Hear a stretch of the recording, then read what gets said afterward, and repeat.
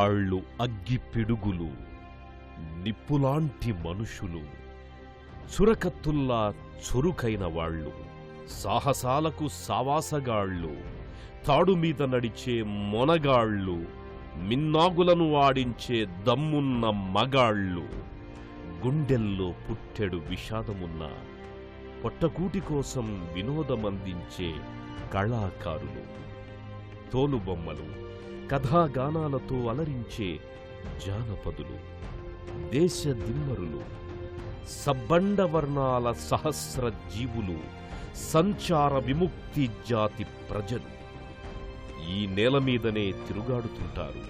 కాని ఈ గడ్డకు ఏమీ కాని బిడ్డలు, ఊరు పేరు లేదు, ఇల్లు వాకిలి లేదు.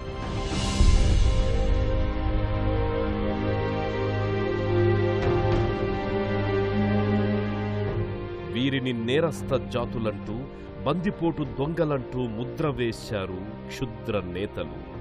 ఎటు చూసినా సంచార విముక్త జాతుల మీద దురాగతాలు, దుర్మార్గాలు, రాజ్యాంగమిచ్చిన హక్కులపై ఉక్కు పాదాలు.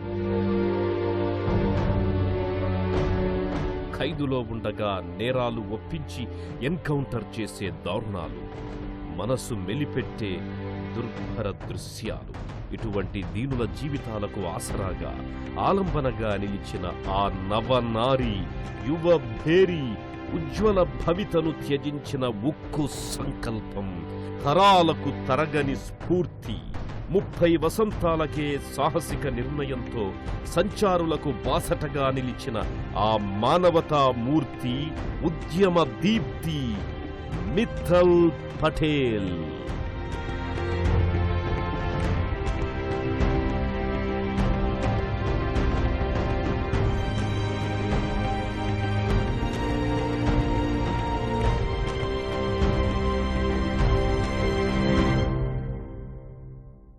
గుజరాత్ రాష్ట్రం మెహసనా జిల్లా సంకల్పూర్ గ్రామం. అక్కడ బాబూభాయ్ పటేల్ ఇంట కన్ను తెరిచిన సంకల్పం మిత్తల్ పటేల్. मेरा जन्म मेहसाना डिस्ट्रिक्ट के संखलपुर गांव में हुआ. నేను మెహసానా జిల్లాలోని సంఖల్పూర్లో పుట్టాను. మా తల్లిదండ్రులిద్దరూ వ్యవసాయదారులు.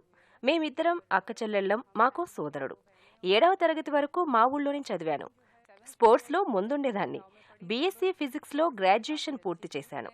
అహ్మదాబాద్ వెళ్లాక అక్కడ ట్యూషన్స్ చెప్పుకుంటూ చదువుకునేదాన్ని.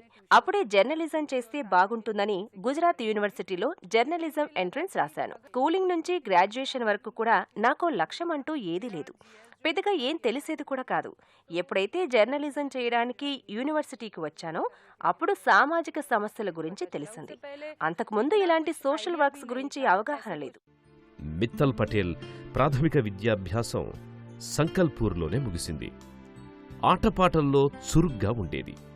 12 వయసులో స్పోర్ట్స్ అకాడమీలో ఉపకార వేతనం లభించడంతో భావనగర్కు వెళ్లి విద్యాభ్యాసం కొనసాగించే అరుదైన అదృష్టం లభించింది. స్వతహాగా తెలివితేటలు, క్రీడా ప్రతిభ ఉన్న మిత్తల్ పటేల్కు ఈ అవకాశం తేలిగ్గానే లభించింది. హాస్టల్లో ఉండే మాధ్యమిక విద్యను అభ్యసించింది. గాంధీనగర్లోని సేఠ్ సిఎం హయ్యర్ సెకండరీ స్కూల్లో 1996లో 10వ తరగతి, 1999లో ఇంటర్మీడియట్ అయిపోయింది. 2002లో మెహసనాలోని మున్సిపల్ ఆర్ట్స్ అండ్ సైన్స్ కాలేజీలో బీఎస్సీ పూర్తి చేసింది. 2004 గాంధీనగర్ గుజరాత్ యూనివర్సిటీలో bachelor of communication journalism and public relation విభాగంలో చేరారు. అట్టడుగు వర్గాలు, శ్రామిక జీవుల మీద ఆలోచనలు సాగే క్రమంలోనే గుజరాత్ యూనివర్సిటీలో ఎంఫిల్ చేస్తుండగా ఓ చక్కటి అవకాశం వచ్చింది. Chakra development and communication network విభాగం మిత్తల్ పటేల్ ప్రతిభకు పట్టం కట్టింది. వలస కూలీల జీవన స్థితిగతుల మీద అధ్యయనానికి మిత్తల్ని ఎంపిక చేసింది. చెరకు పండే దక్షిణ గుజరాత్లో వలస కూలీల జీవిత కోణాల్లో దాగిన చేదు నిజాలపై పరిశోధనకు ఆ సంస్థ ఆమెకు అవకాశమిచ్చింది. ఇక్కడ దాదాపు 1 నెల రోజుల పాటు ఆ శ్రామికులతో మమేకమై వారు అనుభవిస్తున్న దారిద్ర్యం మీద సునిశ్చిత పరిశీలన చేశారు మిత్తల్ పటేల్. దుమ్ము ధూళి కొట్టుకొని, చిరిగిన బట్టలతో, తైల సంస్కారం లేని జుట్టు, అక్షరగంధం లేక అంధకారంలో మగ్గుతోన్న బిడ్డల జీవితాలను చూసి చలించింది మిత్తల్ పటేల్. వారంతా వలస కూలీలని, అన్నింటికీ మించి సంచార నేర విముక్త జాతుల ప్రజలని, పుట్టుకతోనే ఆంక్షల సంకెళ్లలో ఉన్నారని తెలిసి కదిలిపోయింది మిత్తల్. సరిగ్గా అప్పుడే ఆ సమయంలోనే జరిగిన సంఘటనలు ఆమెను నిశ్చేష్టురాల్ని చేశాయి.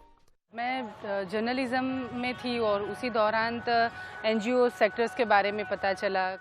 జర్నలిజంలో ఉన్నప్పుడు నేను ఈ ఎన్జీఓల గురించి విన్నాను, చదివాను. అప్పుడే జన్పద్ నెట్వర్క్ అనే ఎన్జీఓతో పరిచయం అయింది. ఆ సంస్థతో సంచార జాతుల గురించి పనిచేయాలనే ఒప్పందం కూడా కుదిరింది. దాంట్లో భాగంగా వివిధ స్వచ్ఛంద సంస్థలను కలిశాను. కానీ నా ఆలోచనలు వర్కౌట్ కాలేదు. అప్పుడే గుజరాత్లోని డఫేర్ అనే తెగ గురించి మాత్రం అప్పుడే కొత్తగా తెలుసుకున్నాను. ఆ తెగ గురించి చదివాను. గేరే అనే గ్రామంలో ఒక మహిళ వచ్చి నా దగ్గర కూర్చుంది. ఆమె ఒళ్ళో 3-4 రోజుల పసికందు ఉంది. విపరీతంగా ఏడుస్తోంది, ఆకలేస్తున్నట్టుంది. పాలివ్వచ్చు కదా అన్నా నేను. అంతే, గట్టిగా అరుస్తూ, వానాకాలం మొదలైనప్పటినుంచి నాకు తిండి లేదు, నా బిడ్డకు పాలెక్కడి నుంచి వస్తాయి? ఈ కాలంలో కనీసం అడవిలోంచి పిల్లి కూడా రాదు, చంపుకుని తిందామంటే అంది. ఆ మాటలు విన్న నేను షాక్ అయ్యాను. ఇంకా లాభం లేదు, వీళ్ల సంక్షేమం కోసం నేను నడుం బిగించాలి అనుకుని నా పని మొదలుపెట్టాను. जोड़ दिया और उस टाइम से लेके आज तक मैं इन्हीं के साथ काम कर रही हूँ.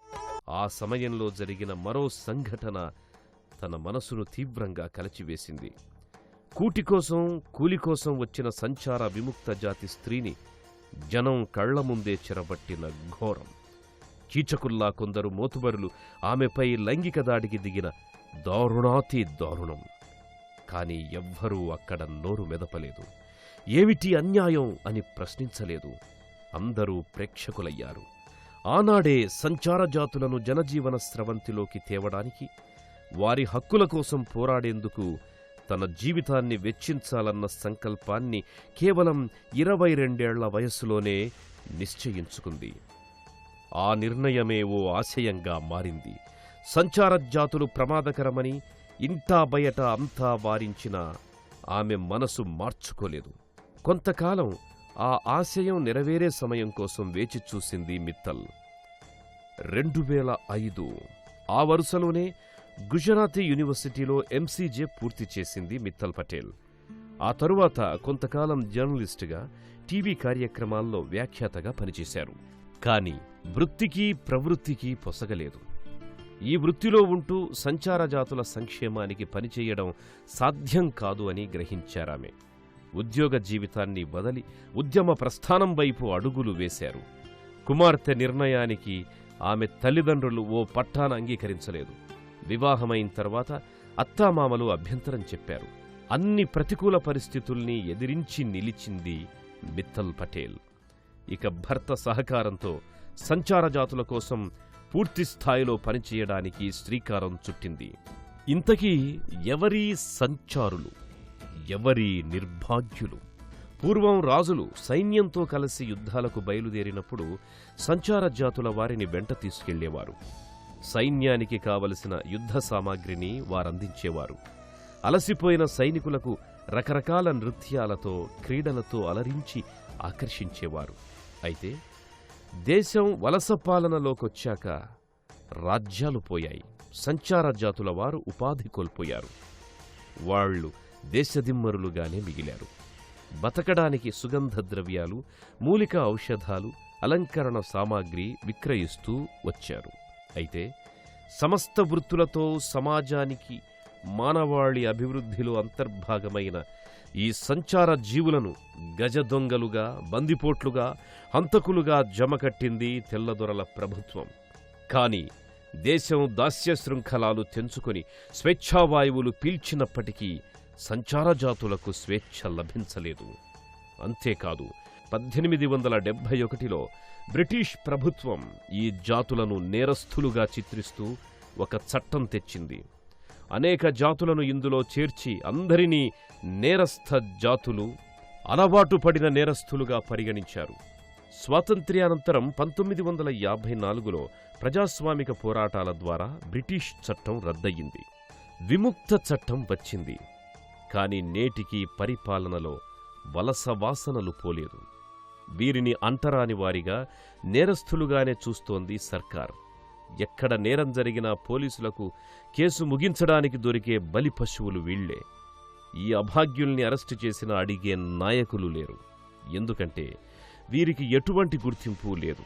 ఈ అభాగ్యులను దేశం గుర్తించడానికి మిత్తల్ పటేల్ తొలుత జనపథ్ అనే స్వచ్ఛంద సంస్థతో కలిసి పనిచేశారు.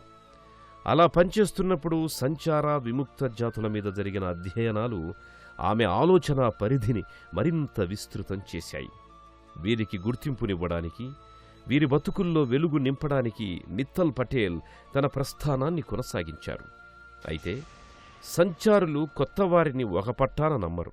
తమ కోసం వచ్చిన మిత్తల్ పటేల్ని సైతం తమను వెన్నాడే పోలీసు విభాగం నుంచి వచ్చిందేమో అని అనుకున్నారు. వారి విశ్వాసాన్ని చూరగొనడానికి మిత్తల్కి చాలా కాలమే పట్టింది. 2006 మిత్తల్ పటేల్ చొరవతో national commission for notified and ST బృందం గుజరాత్లో పర్యటించింది. అప్పుడు మిత్తల్ మొట్టమొదటిసారిగా సంచార విముక్త జాతులకు చెందిన 3,500 మంది ప్రతినిధులతో కమిషన్ను కలిసి తమ గోడు వెళ్లబోసుకునేలా ఏర్పాటు చేసింది. వారి పక్షాన నిలబడి అనేక విషయాలను వారి దృష్టికి తీసుకొచ్చింది. गुजरात में नॉमेडिक और डिनोटिफाइड ट्राइब्स की अलग-अलग 40 जातियां हैं. గుజరాత్లో 40 సంచార జాతులు ఉన్నాయి. వారి ప్రధాన సమస్య అంతా వారిని గుర్తించడమే. ఈ గుజరాత్లోనే కాదు, దేశంలో ఉన్న సంచార జాతులన్నీ సంప్రదాయ వృత్తుల మీద ఆధారపడి జీవిస్తున్నవారే. మీరంతా ఎక్కడి నుంచి వచ్చారని అడిగితే చాలామంది రాజస్థాన్, సింధు ప్రాంతాల నుంచి వచ్చామని చెప్తారు. అయితే వీళ్లకు సొంత ఊరు, స్థిర నివాసం అంటూ ఉండవు. అందువల్లే వీరికి voter ID card, ration card లాంటివి ఉండవు. సంచార జాతులకు ఓ స్థిర నివాసం ఏర్పడేలా వీళ్లకు ఓటర్ ఐడి, రేషన్ కార్డు లాంటివి అందేలా ప్రయత్నం చేస్తున్నాం. వీళ్ల పిల్లల చదువు కోసము కృషి చేస్తున్నాం. एजुकेशन वगैरह भी नहीं होता है. ఈ నిర్భాగ్యుల పరిస్థితి ఏమిటి?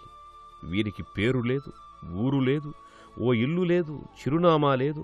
ఫోన్ కనెక్షన్ కావాలన్నా, బ్యాంకులో అకౌంటు తెరవాలన్నా, గ్యాస్ కనెక్షన్ కావాలన్నా ఓ ఐడి అడుగుతారు. నివాస ధృవీకరణం, ఊరి ధృవీకరణం రాయమంటారు.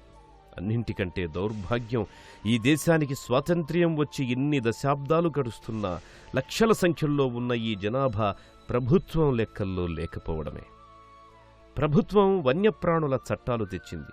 లక్షలాది మంది ఉపాధిని కర్కశంగా సమాధి చేసింది. ఎటువంటి ఉపాధి చూపకుండానే కేంద్రం చట్టాలు తెచ్చింది అంటూ మిత్తల్ పటేల్ నినదించింది.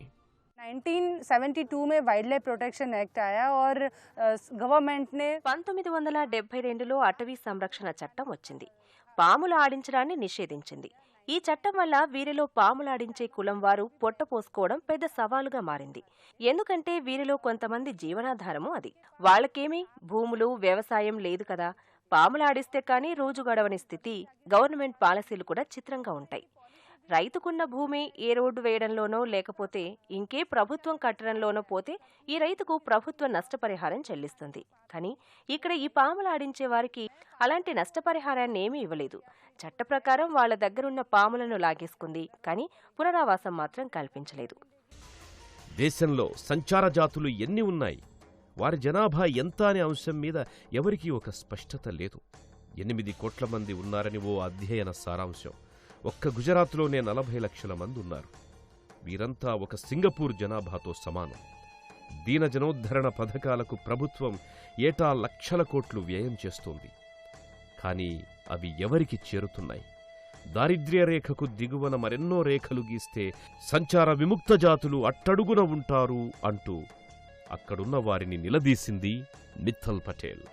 2007 తొలిసారిగా మిత్తల్ పటేల్ చేసిన అనేక రకాల ఉద్యమాల ఫలితంగా గుజరాత్ రాష్ట్ర ఎన్నికల కమిషనర్ జబ్బార్ విముక్త సంచార జాతుల వారికి ఓటర్ ఐడి కార్డులను మంజూరు చేశారు. అలాగే 2008లో దారిద్ర్య రేఖకు దిగువన ఉన్న వీరికి రేషన్ కార్డుల కోసం మిత్తల్ చేసిన కృషి సామాన్యమైందేమీ కాదు. అలా వారికి అదే సంవత్సరంలో రేషన్ కార్డులు రావడం ప్రారంభమయ్యాయి. 60,000 మందికి ఓటర్ ఐడి కార్డులు లభించాయి. 23,000 కుటుంబాలను జనజీవన స్రవంతిలోకి తీసుకొచ్చారు. 2010 తన ఆశయ సాఫల్యానికి సొంత సంస్థ ఆవశ్యకతను గుర్తించింది మిత్తల్. ఈ క్రమంలో ఏర్పడిందే విచార్తా సముదాయ్ సమర్థన్ మంచ్, క్లుప్తంగా విఎస్ఎస్ఎం. కేవలం 27 మంది కార్యకర్తలతో విఎస్ఎస్ఎం తొలి ప్రస్థానం ప్రారంభమైంది. बेसिकली VSSM हमारे ऑर्गेनाइजेशन మా సంస్థ ద్వారా ఒక మోడల్ని నిర్ధారించాలనుకుంటున్నాం. విద్యకు సంబంధించి కానీ సంచార జాతుల జీవన విధానంలో వృద్ధి తేవడంలో కానీ ఓ పద్ధతి నిర్ధారించాలి అనుకుంటున్నాం. ప్రతి విద్యార్థికి ఖచ్చితంగా విద్య గురించి పనిచేస్తున్నాం. సురేంద్రనగర్ జిల్లాలో అమ్మాయిలు అబ్బాయిల విద్య కోసం కృషి మొదలుపెట్టాం. వీళ్లను మెయిన్ స్ట్రీమ్ ఎడ్యుకేషన్ సిస్టంలో కలపడానికి ప్రయత్నం చేస్తున్నాం. అలాగే సంచార జాతుల్లోని మరీ వెనుకబడిన తెగల్లోని పిల్లల చదువుల మీద కూడా దృష్టి పెడుతున్నాం. ఇవన్నీ కూడా ఓ మోడల్గా రూపుదిద్దడానికి తాపత్రయపడుతున్నాం. ఎందుకంటే భవిష్యత్తులో ఇవి ప్రభుత్వానికి, సమాజంలోని ఇతర వర్గాలకు ఓ అధ్యయనంగా ఉపయోగపడాలి. काफी सारे और भी जरूरत पड़ सकती है. మిత్తల్ పటేల్ పేరు దేశమంతా మారుమ్రోగిన సంవత్సరం 2012. అది బనసకాంత జిల్లా పాలంపూరు సమీపంలోని వాడియా గ్రామం. ఇక్కడ 4 తరాల మహిళలు వ్యభిచార వృత్తిలో ఉన్నారు. మిత్తల్ పరిచయమయ్యాక అనేక మంది మహిళలు ఈ కూపంలో నుండి బయటకొచ్చారు. మార్చి నెలలో జరిగిన సామూహిక వివాహ ఉత్సవాలు చరిత్రలో లిఖించదగినవి. ఇదిలా ఉంటే సంచార జాతులు ఈ దేశ సంస్కృతిలో మమేకం కావాలంటే వారికి ఆధ్యాత్మిక స్పర్శ అవసరమని గుర్తించారు మిత్తల్. ఎంతో చక్కని పౌరాణిక గాథల్ని ప్రదర్శించే కళాకారులు ఈ సంచారుల్లో ఉన్నారు. వారిలో కలలు చచ్చిపోయినా కళ్ళలు చనిపోలేదు. వీరందరికీ 2013 మార్చిలో సౌరాష్ట్రలోని కచ్లో భారీ స్థాయిలో కళాకారుల శిబిరం ఏర్పాటయింది. 2300 మంది పాల్గొన్నారు. గుజరాత్లో రామాయణం ప్రఖ్యాత కళాకారుడు ఆధ్యాత్మికవేత్త అయిన మొరారీ బాపు శిక్షణలో శిబిరాలు ఏర్పాటయ్యాయి. సంచార జాతుల పిల్లలను ఇతరులు ఒక పట్టాన స్వాగతించలేదు. వీరిని ప్రభుత్వ పాఠశాలల్లో చేర్చాలంటే ముందుగా అందుకు మానసికంగా వారిని సంసిద్ధులను చెయ్యాలి. విద్యార్థుల కోసం 40 డేరా స్కూళ్లు ఏర్పాటు చేశారు. సంచార జాతులుండే కాలనీలు సందర్శించి అక్కడ చదువుకోకుండా తిరుగుతున్న చిన్నారులను గుర్తించి వారిలో బాలికల మీద ప్రత్యేక శ్రద్ధ పెట్టారు. బాలికల హాస్టళ్లు, బాలుర హాస్టళ్లు నెలకొల్పారు. నేడు వేలాది మంది విద్యార్థులు మిత్తల్ పటేల్ స్థాపించిన డేరా విద్యాలయాల్లో, సర్కారీ పాఠశాలల్లో అక్షరాలు దిద్దుతూ బతుకు మార్చుకుంటున్నారు. మంచినీటి కోసం మైళ్ల కొద్దీ నడిచే దౌర్భాగ్యం, ఆకలితో అలమటిస్తూ పౌష్టికాహారం లేక శుష్కించిన శరీరాలతో ఉన్న మహిళలు తాగునీటికి పడుతోన్న దురవస్థ చూసి ఆవేదనకు గురయ్యింది మిత్తల్. జిల్లా కలెక్టర్లతో పోట్లాడి మరీ బోర్లు వేయించింది. గుజరాత్లోని 28 జిల్లాలకు గాను 19 జిల్లాల్లో విఎస్ఎస్ఎం పూర్తి స్థాయిలో పనిచేస్తోంది. ప్రభుత్వ కార్యదర్శులు, అధికారులతో మాట్లాడి ఇళ్ల స్థలాలు ఇప్పించారామె. తను స్థాపించిన విఎస్ఎస్ఎం సంస్థ ద్వారా ఇళ్ల స్థలాలు కొని స్వయంగా అనేక జిల్లాల్లో సంచార జాతుల వారికి ఇళ్లు కట్టించడం జరిగింది. వీరిని జనజీవన స్రవంతిలోకి తేవడానికి, గ్రామాల్లో పెద్దలను ఒప్పించడానికి బృహత్ ప్రయత్నం జరిగింది. సంస్థ కార్యక్రమ ఫలాలు 1000 సెటిల్మెంట్లలో 22,005 కుటుంబాలకు అందాయి. 2012 విఎస్ఎస్ఎం ఆధ్వర్యంలో డోలియాలో బాలికల వసతి గృహాన్ని నెలకొల్పారు. నేడు మిత్తల్ ప్రతిరోజూ ఏదో ఒక సంచార జాతుల నివాస ప్రాంతాలను సందర్శించడానికి మైళ్ల దూరం నడుస్తూనే ఉంటారు. వారి సమస్యలను వారిలో ఒకరుగా కలిసిపోయి పరిష్కరిస్తారు. ఆ వయసులో యువకులంతా కార్లు, బంగళాలు, విదేశాల్లో జీవితాలపై బంగారు కలలు కంటారు. కానీ మిత్తల్ పటేల్ లక్షలాది మంది అభాగ్యుల శ్రేయస్సుకు జీవితాన్ని వెచ్చించడంతో గుజరాత్ రాష్ట్రమే గర్వపడింది. ఆమె కృషికి గుర్తింపుగా అనేక పురస్కారాలు వరించాయి. సంచార విముక్త జాతులకు కొత్త జీవితాలనిచ్చిన ఆశాజ్యోతి మిత్తల్ పటేల్ సేవలకు అనేక పురస్కారాలు ఆమెను వరించాయి. 2006లో గుజరాత్ విశ్వవిద్యాలయం జర్నలిజంలో మిత్తల్ పటేల్ ప్రతిభను ప్రశంసిస్తూ కచ్ మిత్ర సత్కారంతో గౌరవించింది. 2009లో Rajkot young men's Gandhian association Mittal Patel ను చంపాబెన్ గొందియా పురస్కారంతో సత్కరించింది. 2010లో ముంబై స్త్రీ మండలి శాంతాక్రూజ్ మిత్తల్ పటేల్ ను గంగాబెన్ పటేల్ సమాజ సేవా సన్మాన్తో సత్కరించింది. 2012 CNN IBN రియల్ హీరోస్ అవార్డుతో గౌరవించింది. అదే ఏడాది మిత్తల్ కు జ్యోతిబెన్ దులేషియా ఫౌండేషన్ నుంచి సేవా జ్యోతి సత్కారం లభించింది. 2013లో డిడి గుజరాతీ ఛానల్ మిత్తల్ పటేల్ ను దూరదర్శన్ గిర్నర్ శిరోమణి పురస్కారంతో గౌరవించింది. 2014లో విఎస్ఎస్ఎం చేసిన ఉద్యమాలకు స్పందించిన ప్రభుత్వం శాసనసభ్యుల ఆమోదంతో సంచార జాతుల కోసం ఓ కార్పొరేషన్ ఏర్పాటు చేసి ప్రత్యేకంగా నిధులు సమకూర్చింది. సంచార జాతులను ఉద్ధరించడానికి మహిళా దినోత్సవం సందర్భంగా 2017లో మిత్తల్ పటేల్ కు నారీ శక్తి అవార్డు లభించింది. రాత్రికి రాత్రే అద్భుతాలు అసాధ్యం, కానీ వ్యక్తి శక్తిగా మారి వ్యవస్థనే కదిలించిన ఉదాహరణ గుజరాతులో చూస్తున్నాం. ఈ వ్యవస్థను ఆ దీనుల కళ్లల్లో విరిసే కాంతుల్లో, మెరిసే మెరుపుల్లో పటేల్ ఇచ్చిన ఆత్మవిశ్వాసం తొణికిసలాడుతోంది. కొద్దిమంది వ్యక్తుల సాయంతో ఈ సమాజాన్ని ఎలా మార్చవచ్చో, ఎటువంటి ఫలితాలను తేవచ్చో మిత్తల్ పటేల్ నిరూపిస్తున్నారు. ఇప్పుడు ఈమె దేవత, నడచి వచ్చే దేవత, యువతరానికి స్ఫూర్తి ప్రదాత.